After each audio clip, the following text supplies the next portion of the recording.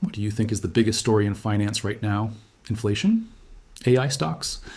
Those are fair guesses, but you'd be wrong. The real story is a quiet war being fought over the value of your money, and you're caught in the middle of it whether you know it or not. And while everyone is glued to the daily market swings, central banks are making a massive move against the US dollar, using gold as their primary weapon. But that's just the battle you can see.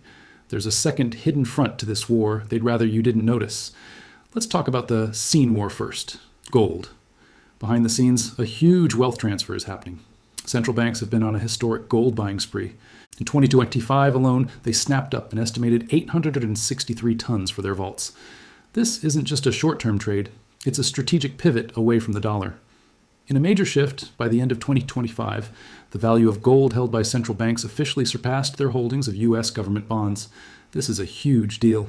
Countries are quietly building up their reserves, creating a safety net outside of the dollar-based system.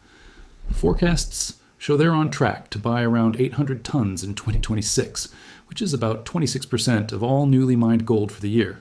The signal is crystal clear. Faith in paper currency is wavering, and they're running back to hard assets. But while the world is watching gold, a sneakier battle is being fought in the shadows with silver. This is the unseen war.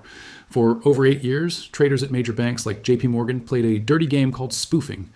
They would place massive fake orders for silver futures to create a false picture of supply and demand, all to manipulate prices for their own gain.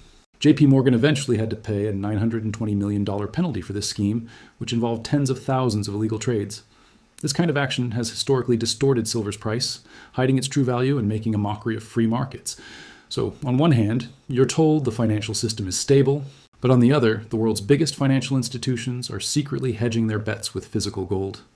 At the same time, the silver market has been a playground for manipulative games.